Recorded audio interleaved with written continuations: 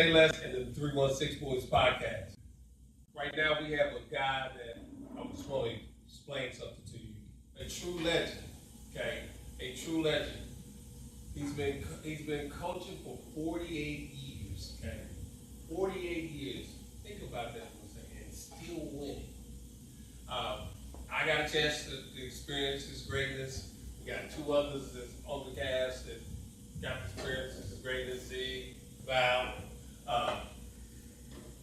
And to put it in his perspective, think about 48 years, and he's got back-to-back championships right now. And he's actually Coach of the Year right now. So I'd like to introduce him. I really, really appreciate him being here. Steve Beck, y'all.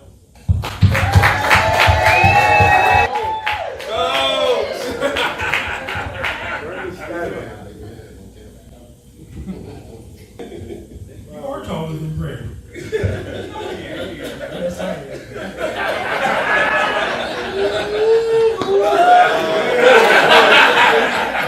So, Coach, hey man, I really appreciate being here.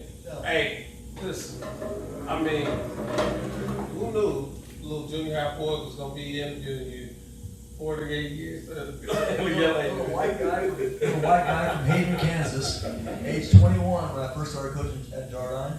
My birthday is August 31st, so I turned 22. 21 for 8 days. I was coaching there, and Dr. Busey, the principal at the time, asked me, "Are you a winner?" I said, "I hate to lose. The job's yours." Well, it turns out that there's 2 jobs open, and there's only two guys for positions. Two guys, 2 jobs, Robinson and Jardine. And one went to the other coach went to Robinson, and one to Jardine. My mom said you'll like it because Jordane's close by it. I said, that's good. If you make field trips to Jardine, but that's where It got me there. So anyway, that's how I started. When you came to South, was that the only offer at the time, or did you have? No, I could go to the West also. You had the offer at West. Yeah. So did you not go because Les was over there in West? I think Just wondering. Les was still at Jardine. He was Yes. ninth grader at Jardine. He was the 8th grader. I had a really good team that year, and had five 8th graders, actually 6. And Les, the 9th grader, and Les as the 8th grader. He was good enough to start any other year. Just I had five 9th graders, and so I tried to explain to Les that you don't get your playing time and everything else, and that's a typical teenager. But he played his role, did a really good job for us, played hard. Cheered really hard. I did cheer. Let's play. Les got in quite early. Yeah, very good. The first one got fouled, Les got in, and I just got rotated, those 6 guys. Yep. That first 6 was very strong. Yeah, I had 7. Tracy Phillips surpassed it, rest his soul. Tracy was the top 7 too. He's 7 guys. Absolutely. That year, I think we're gonna get you here too. I mean, what was the margin of victory? I know you know. I know you. I remember we was. Well, they used to have little printout sheets for us. Yeah. It was 72 to 29. Wow. And, Think about that. 72-29. The game was over with. Halftime, pretty much. That was like 6-minute quarters, right? Yes. 6-minute quarters. We finally beat Brooks when Brent was playing. We couldn't beat Brooks. Coach Long and Brooks, Jordan Long and Brooks was a really good coach. He really was. Yeah. And it was the small little courts they had, and they had a half court those presses on. That was probably my hardest coaching position I had, was at Jardine. Because here I was, a 20-year-old kid from Hayden, Kansas, and all the other guys I thought they were like 70 or 80, but they weren't. They were 45 and 50 years old coaches, and they knew how to run that press against that little small gym. It was tough coaching against those guys. You didn't have me at the time to break that press, but it's okay. Yeah, we had less, but we took what we could. So, Coach, it's Hi, Val. How you doing? I'm doing great. It's been a long time. It's been a long time. 2 winners meet again. So, you started at Jardine, and there's no secret that you have this absolutely illustrious career of coaching, not only in Wichita, but in the country. I don't know if everyone understands that, but his record is one of the top in the entire country. Right. And so you started at Jardine, then you came to South, then you did some college coaching. So my first question is, what took you back to high school to coach? And then what's the difference today's players versus when we were playing for you? Well, went from junior high to high school was a tough decision too.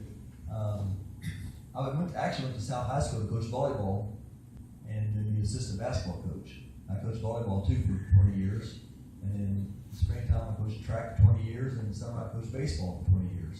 Wow. That's why I'm probably still single. I turned 40 and I'm still single. I'm like, sheesh. When I left Jardine, it was tough to go south because I just like teaching. I got into teaching. Coaching was a side thing, but teaching was my best, what I loved the most. And my first year at Jardine, I taught 3 hours of history and 3 hours of phys ed. And we lost. We didn't win a game. We didn't lose a game. We went undefeated. And Dr. Busey put me in all phys ed the next year. I had no history classes. Taught all phys ed. And we lost 2 games. So next year I taught 2 hours of history. And I asked him, can I just teach phys ed only? Because if you quit losing games, you don't have to teach history. But that was he had left and went to Truesdale when I was at Jardine. So it was an easy decision to go to South to be the volleyball coach and assistant basketball coach for 1 year. I had Zig as a junior there, and you came in the following year. And it was interesting that first year at South. Zig was kind of held down in the office a little bit. He did a good job, but you always had to go to that certain spot on that fast break and stop there. And then everybody, you used to always complain to me about when you were assistant. Yes. Oh man. Let me explain that to y'all. Man. That year before him, with Coach Geis, would always have me stopping at half court where I couldn't do what I wanted to do, create or anything. Within 1 year, and no college offers at all that year. None. Within 1 year, had all the college coaches after that year. Well, because my theory was whoever runs the fastest scores the mostest. If you keep up the zig, you're going to score. Yeah. And the following year, Val came in, and you had Lance Walker and Arthur McIntyre with the defense. And we played Heights. They were number 1 in the state. And they were talking, Coach Dowdy was talking about all my D1 players that I got on my roster. And I said, guys, just go out and play your game. Gosh. I don't remember that. Go ahead. Well, Marcus and Val can tell you what the score was at halftime, probably. But no, it was my first year. I was under a little pressure taking over, from Coach Geis. Coach Geis is a great guy. Yeah. I had a good career at West after that, but rest his soul also. Good guy, and I had a little pressure. So, but I didn't really think about it. I just went out and did what I could do and coached the best I could. So to finish your question, from South, we won it 10 straight years, and we were picked last the first year. We were picked last, and I knew we had Marcus at point, and Fallon Hernandez, and Arthur McIntyre, and Jeff Murdoch. I knew all that stuff, but the coaches didn't think so. Then they saw a little white guy from junior high coming in to coach South, and couldn't handle those guys. But I knew. Do you think they underestimated you pretty bad? Yeah, they did. I mean, not really underestimated me, but they just didn't know much about me at the time. I didn't know much about something. Back in those days, you couldn't coach high school until you turned 30. That was the unwritten rule in the USD 259. Nowadays, if you have a good AAU team, you can coach high school.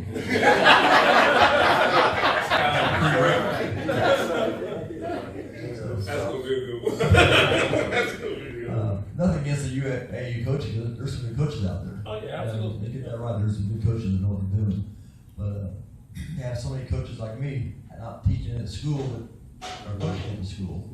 And I think some schools are trying to get away from that a little bit. But anyway, so I went 10 years straight south, and honestly, I wasn't getting bored. I was just feeling the pressure a little bit, kind of getting like, can we do it again? Can we do it again? Everybody, our JV also won 10 straight league championships too. So the JV worked against varsity every day, and we worked against Val and Marcus, those guys, are going to get better. So Butler County well, Wichita State job opened up, and Butler County opened up, and so Butler County got me over there, and went there for 3 years, and spent 25 years in junior college.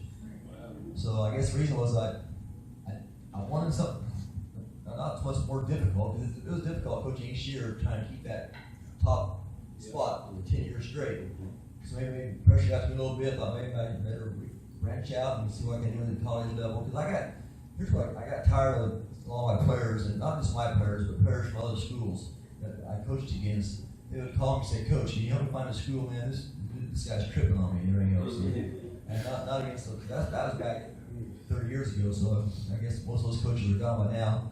But it happens today. I watched when I was coaching junior college. I would get out recruited for some player, because that player is going to be a star on his team, and he's going to do everything and score 30 points. And I tell him, "Hey, you come in here and you can, do what you do, but I can't promise you're going to score a lot. I can't promise you're going to start. I can't promise you, all I can promise you is that defense is not optional." That is true. That is Defense is not optional. You can play defense, or you're not going to get to play. If you play defense for me, you'll get some playing time. And so I get phone calls around the South. "Coach, help me find a school. I gotta get out of this place. Help me find a school." Not just 1 or 2 colleges. I'm talking about a bunch of those junior colleges. So that kind of, I can, being stupid that I was, I can go to junior college and be the coach that those kids need, and not have to cuss at them all the time and throw balls at them and everything else. Because junior's kind of crazy. I never. Tony, you know. Yes, sir. Marcus, take care of business. I never heard you. Never. No. You No, I didn't say that. Oh, okay. I thought you said. What I say? My bad. Hey, Coach, one quick question to you. Did you ever play basketball? Yeah, I did. I was a starting point guard at Haven High School. I was all state. Haven was a 3A school at the time. We was 4A. And we went to state my junior, senior year. And went to Newman, but also was a golfer also. So I played golf too at Newman. And I finally decided just to keep at golf and play golf a lot. But I used to go to, when I quit playing basketball at Newman, I would go to Heights practice on Saturday morning. I'd go to East, watch Coach Shoemaker with those guys at East. I'd go to high ball, watch high ball coach at South. And, I'd go after school sometimes to go watch them practice. So I learned a lot when I was in college, just going to all the other schools. Okay, I like that. I like high balls, how you can discipline the minorities. He would go up there and he would, get into their face and then have sound sign. Then all of a sudden he'd blow the whistle and blow the buzzer, and they'd subbed out. And here he was chewing the guy out on the sideline. You think, well, that's enough. Then he would sub you after you chewed you out. He wouldn't chew you out on the bench. He would chew you out in public and then sub you. Yeah. And I would watch Coach Shoemaker at East, learn a lot from him. First when I was at South, he was my assistant at South for the first 4 years. And our long practices finally got to him, and he said, "It's going to be AD only." But so I learned a lot from just watching all these different coaches, and I watched them all, and took notes and know what I wanted to do, what I didn't want to do, how to handle this and how to handle those guys. So, Coach, I think Val kind of asked you, what do you think the biggest difference between the players today and when you had Marcus and Val and Les? To be honest with you, there's no one that can match that. Val and Marcus, so their players are all different than Marcus and Val. And Les. How old you got? How old you got? How old you got?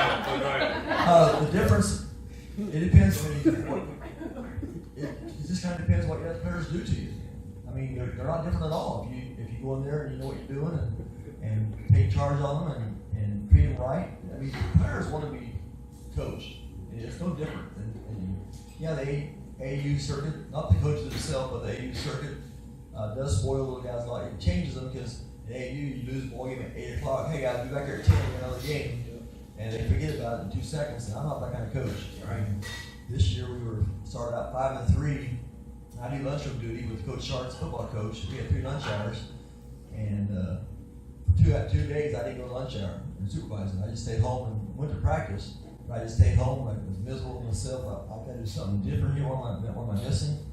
And we lost some good teams. Lost Northwest and Heights. We led in the fourth quarter. We lost both games. And Coach Sharks texted me one day and said, "You are a better, worse loser than I am." He said, "He's not a regular loser either." But he said, "You stayed home 2 days, you lose." I said, "Yeah." Anyway, we were 5-3, we won 17 straight, and I changed my attitude a little bit. I thought, I left in college because I'm tired of yelling at the guys and everything else. And so I'm gonna just be here, have fun, enjoy it, and sit back and sit and play. Yeah. So we had talked a little bit about this earlier. So you've done a wide range. You started off in middle school, high school, then went to college. One of the things, and we started to talk about this earlier, me and you. What's your opinion on NIL and the transfer portal? Do you have one? Yeah, everybody has an opinion on that one. All right. But the players are talking about, they need to get reimbursed, all right? Because they were, the coaches were, making money off the colleges were making money off the players. That's where it all started from. So the players demanded that we get reimbursed. So the college gave into that and reimbursed them, and then let them get paid. And then that transfer portal opens up, and you have no control over it anymore. That's why that touch, one reason that touch also, because the NIL is going to get to the junior colleges too. And,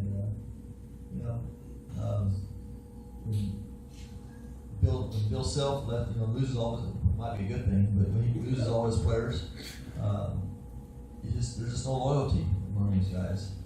Houston, they won't be, because Houston got, they're the 5th largest media market in the country, and they've got many people, businesses that put money into Houston. So, plus that Coach Sampson, who I had when I was at Redlands Community College, Oklahoma, he was at Oklahoma University at the same time. That's where Taj Gray, my player from Wichita East, who came up and played for me at Redlands in Oklahoma. By the way, Redlands is about from here to El Dorado, Wichita El Dorado is like from Oklahoma City to El Reno. So it's about 15-20 minute drive on the 4 lane. So anyway, it's tough that NIL. You guys are making money, making big money, but then you make that money and then somebody else throws you another $500,000 and you leave. And it's just hard to watch basketball anymore. It really is. I watch KU. I'm thinking, who's this guy? Who's that guy? You don't really know sometimes. Do you think the kids lose the ability to overcome adversity? They're out of there. If they don't like it, they're out of there. Right. And but last year there was like over 1,000, 500, 2,000 people in the portal, and there was 950 of them that didn't get a college. So that just means for a high school kid to get a Division I offer. Okay, TJ from Heights last year got Wichita State offer because he's 6'5" and can run, jump, and fast, and everything else. Whereas Marcus Edgar Jr., he would have had a Division I offer, but what they do is Division I coaches, they look for transfer portal first. They go to transfer portal. Then they get the 21, 22, 23-year, 24-year-old player, or the grad player, 25-year-old player. Then they're going to go to the prep schools, the post-grad schools, and then they're going to go to junior college, and then they'll look at high school. So we have a lot of high school kids that are playing at places like Kansas Wesleyan, Friends, all those small 4-year schools. They're really pretty good nowadays. Back in the days, I had some guys that could go to those places and play and start. Nowadays, because they're trickling down all the way to the NIA schools. They're getting players that usually would go to Division I. Now they're going to NIA schools. So it's just made a big difference. Coach, we had an opportunity. We were on a phone call, and you guys were playing your state championship game. It was a close game, and Walker was giving us play-by-play. And to a man, each of us felt like you were going to pull that game out with your match. And so, what is it about you that I was your competition. These guys play. Brent was kind of your competition, according to Z. But what gives you that extra edge?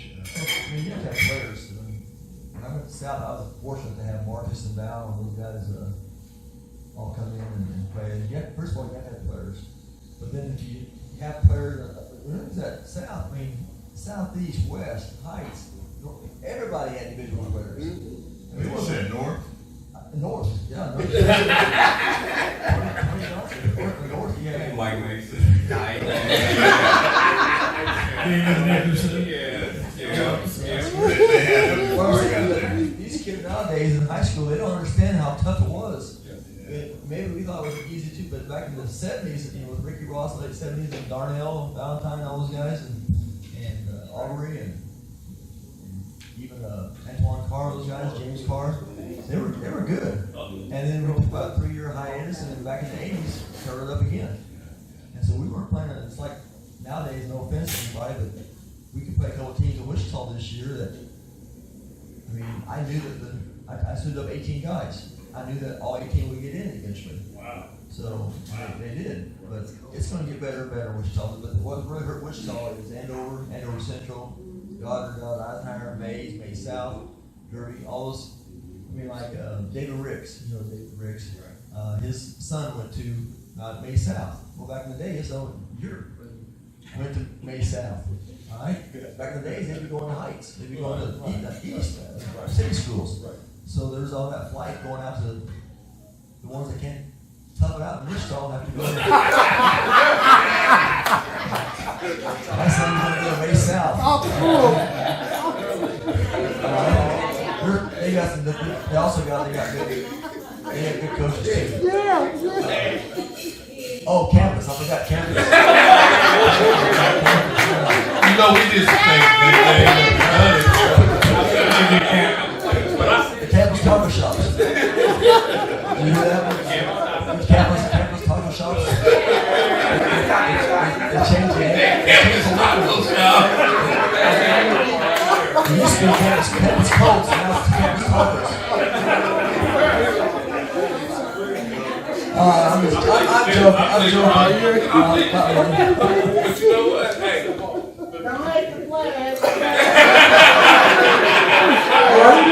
don't blame them at all. I mean, if I had sons, they wouldn't go.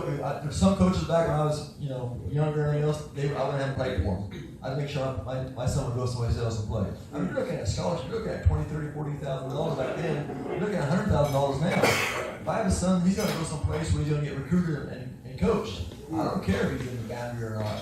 well, that was, to be honest with you, that was kind of with these guys. I always talk about my experience with you. I always say you were Short-lived.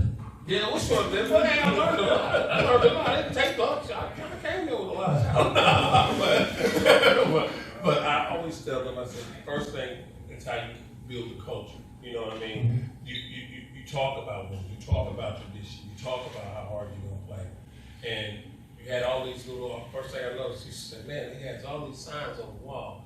And you have to pull one of them and you'll talk about it. Winners never quit, quitters never win. And so I'll be like, when you're young, Oh, you mean the signs I put on the door? yeah, on the door. It always be up slashed all over the door. And Did you understand those so I signs? always tell people, Did you understand those signs? yes, I did. I thought it was, I'll be honest, I thought it was, when you're young, you're like, what is all this? And then, as I grew up, I was like, man, that really did set a tone. You know what I mean? So I really appreciate you for that. I always say, you're the best coach I ever had. Yeah. You played hard. Cool.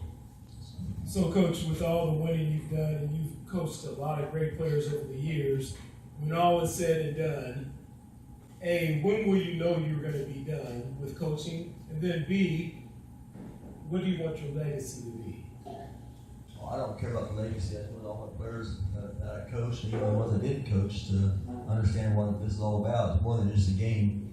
And here, Marcus is probably 50 years old by now.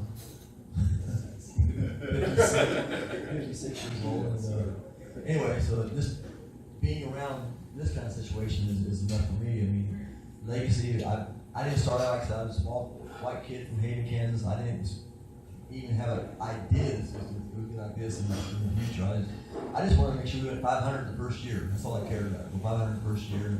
We went undefeated. Thought, oh, this is so easy. Next year at Jordan, lost the first game in overtime, lost the second game in double overtime, lost my third game in triple overtime, and my coach I was teaching with, Don Davison, wise man, Don Davison, big influence in my life.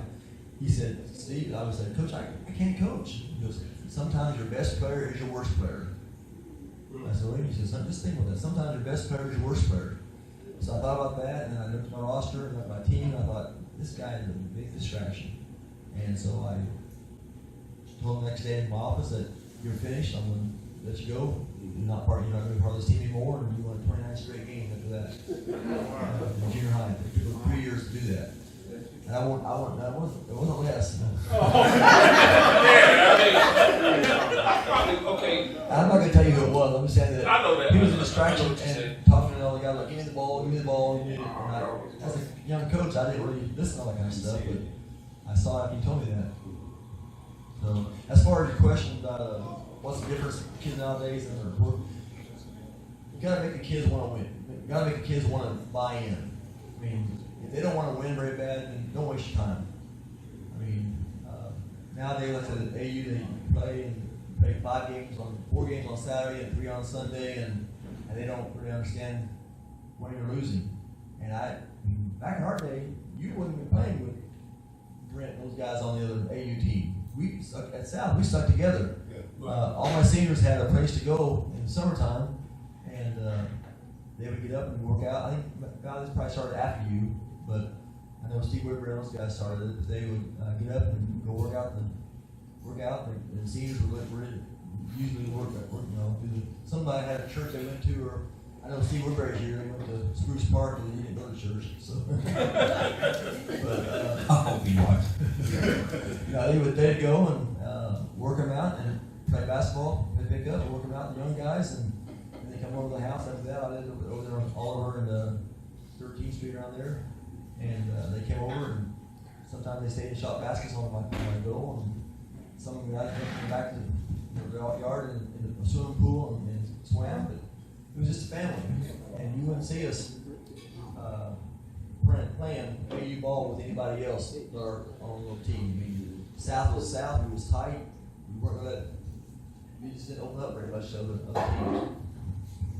With that, would you prefer them as opposed to the AAU or individual workouts? Oh, so nowadays, back in the South, you couldn't work out in summertime. Mm-hmm. I know my last 2 years, Coach Shoemaker, Dick Shoemaker, and I, we tried to get the state to change the rule. I had Jamal Walker, went to St. Louis to play. Now he's an assistant coach at Ohio State. And Jamal was a sophomore. I wanted him to get his shot down so he could shoot better. And so we petitioned the state and said, I don't want to go whole team. They said, well, you already. I said, and Dick Shoemaker said, well, we're already winning. We don't care about the team part. We just want to work with 3 kids at a time or 3 kids at one at a time. And they said, oh, you can't do that. So all I want to do is get Jamal to be able to shoot a little better and get him to a good D1 school and just work on main guys, work on his post moves, get him someplace. And the year I left to go to Butler, Acacia, the state changed that, allowed to work out with 3 guys at a time. So all that hard work we did finally came, but I was gone by then. So in the summertime, there wasn't much to do. And I know like Steve Woodbury fly up to Kansas City with some booster for KU, take him in the found on team, that kind of stuff. But nowadays, it's nonstop. I mean, come to day after Labor Day, or is it Memorial Day? Maybe Memorial Day. Day after Memorial Day, you're in the gym working them out. So, and like I said, you got the guys. They have to want to win. You have to like it. If they don't like basketball, liking it is will get you by in high school, but it won't get you by in college. If you just like basketball and you go into college, you're done.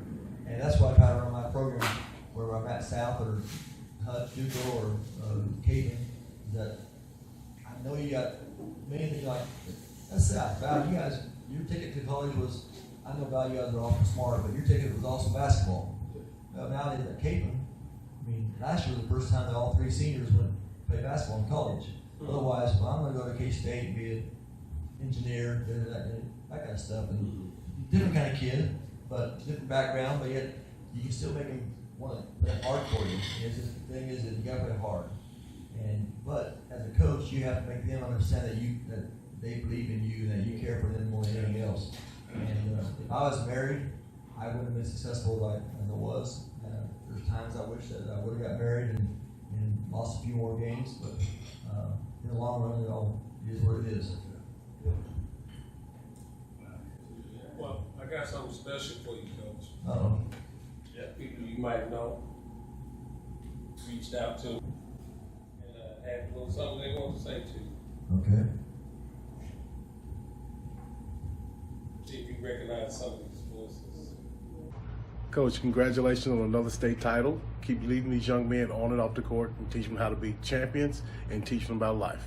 I think you got another 3 or 4 titles left in you before you retire. Hope to speak to you soon. Take care and God bless. Steve Woodbury. Oh, Steve. I'm just seeing if you I recognize. hear his voice so much. Oh, you do? Yeah, we talk all the time. Got another one. You might not. Coach X, Reggie Carney here, Oh, Reggie one Carney. of your almost players. I was having a great chat with Les, and we were catching up, remembering some great stories and experiences, from our upbringing, and Les even shared with me an impact that I had on him that I was actually unaware of. I was telling Les that on life's journey, I have no regrets in terms of my experiences and everything that got me where I am today. But I do have what ifs, and I tell you, one of my big what ifs is what if I had the opportunity to play for Coach X. And somewhere along the journey, either me and my parents are both declining the opportunity to go to South. But let me tell you that there was an admiration from afar as to what you were doing and what you were accomplishing and how you were elevating players, right? And I tell you that being able to put players in the position to be at their best was something that I admired. The system, you had a system that made getting results very likely, right? And just being a student of the game is what I appreciated about you. So, and you're still doing it. I think you're on a back-to-back state championship run. So, congratulations for that, and I wish you the best as you continue to make a difference in your players' lives and on the court. So, just wanted to share that with you, and so I wish you all the best in the rest of your conversation, and as a coach over there at Cape. All right, so I hope to talk to y'all soon. All right. Yeah, Reggie Carney was a really good player at West High School. I remember Val Barnes was a 9th grader cruise out before we had middle school. And I went over to Val, talk to the 9th grader in Truesdale, and Val said, well, I'm going to go to East anyway. I don't remember that. Do you remember that? He said that the coach wrote you a letter, and he even showed me the letter. Yeah. About going to East, you can start for me and everything else.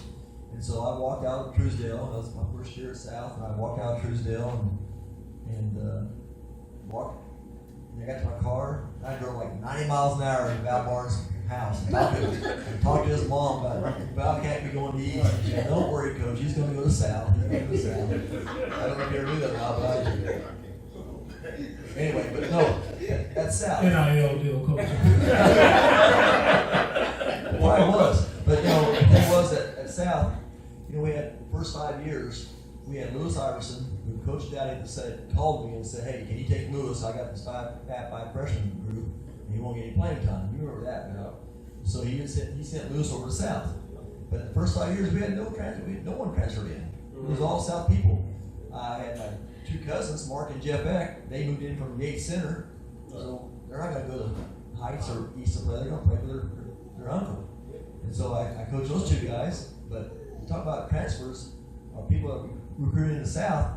I would say Jamal Walker came over and he was a freshman, but we never got anybody when they were a junior or senior transfer like they do nowadays. I just don't do it. I mean, I have too much loyalty to my young players. So, if they came in as freshmen, that's one thing, but if they come in, I won't take anybody if they're junior or senior. They need to stay where they're at or pick something up, go someplace else. So that's how rumors get started sometimes. I can talk anywhere. I need Rich's number.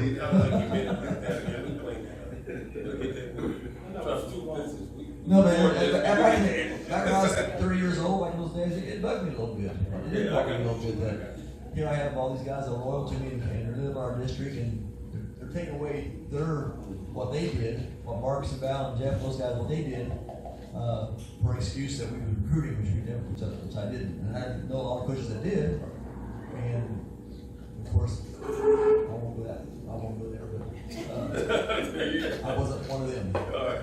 One last one, Coach. One last one, okay. Hey, this is Kevin Washington talking with Les Chapman on this podcast. We're talking about Coach Steve Eck, and I cannot tell anybody how important that Steve Eck has ever been in my life, because the words don't even go deep enough. Steve Eck is my father figure. He was the person in my life that made me really who I am as a player, what I was as a coach, things that I do now in basketball. I contribute all of these things to Steve. So as a young little knucklehead kid growing up in Ross Parkway and having a man like Steve Eck take an interest in me, I came along long before Steve was this great coach at all these different high schools. I was with Steve when he was a middle school coach that was just on his way up, but he made such an impression on me. It changed my life. And to Coach Eck, congratulations for your 2 back-to-back state championships lately and all the state championships you've ever had.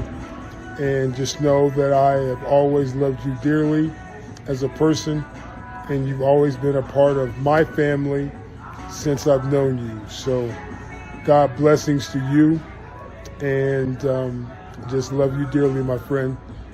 Peace out. Good Kevin, he was lived on Ross Park. So I lived in Plainview for 2 years.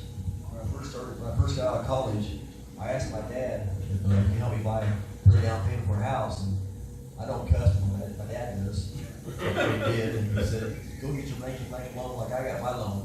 And so I went to Plainview, lived there for $40 a month for 2 years, and saved money. I got back when PTK was out there too, and I had my windows nailed down, my refrigerator. My refrigerator was back in my back door, pushed up there, and I thought that everybody in PTK was from Plainview. And my mom said, "You gotta get out of there, you gotta get out of there." My dad said, "Even though he's a teacher, he deserves it." So there was no silver spoon in my mouth, because I lived there for 2 years, paid $40 a month for rent, and then finally got enough money to buy a cheap house, and there we went. But Kevin would get up, I'd be at school at 6:30 in the morning, because Kevin wanted to come in early and work out every day. Yeah, he worked out every day. And I was at his house one Sunday afternoon, right after basketball season was over. His mom always wanted to cook for me, so we were there and he was eating some lasagna in the front door. Knocked on, so I went and answered the door, and it was a high school coach from another school. And I said, "I'm here to take Val." I said, "What? Val?" I said, "So-and-so's here." I won't tell you the name. "So-and-so's here. Some coach is here." You go, "Oh, yeah." So took him off and came back and said that I found an apartment to live in and everything else. And this is the way it really works. Anyway, so I'm just some of my stories that I could write a book about. But that was my first experience with high school level. I was only my second year at Jardine. Wow. So okay. Because he told me he was one of the first. Yeah. Yeah. This was. I had to reach back for that one, Coach. So appreciate it. Yeah. So, fellas, anybody have any more questions? Coach, I really appreciate you being here, man. I love you to death, man. Hey. Unless I know you. Let's go. When I left Jardine, I knew you was gonna go to West. Because you wanted to start at Jardine. I know that. But I had 5 good ninth graders, and you were good. I just want you to stay that year for me one last time. Is that what it was? Yeah, one last year. And I was just too immature for that. But anyway, so when you went to West, I found my little game plan. We said, make sure that Les Chapman does not score on us. Make sure that we double team. Take the ball out of his hands, go tackle. And that's why you had 2 people, 3 people on me. It is sometimes. I believe that one alone, yes. You were a good ball player. Like everybody here, you guys are all We're all city, all young, all cities, all state, everything else. No, but Coach, you've had a ton of wins. You've touched a lot of lives of young men. You've helped them to grow, and we're a product of that. So we do appreciate you coming on. It's always good to see you, be able to pick your brain a little bit. And when I say this, you are one of the greatest coaches ever. I say you're great.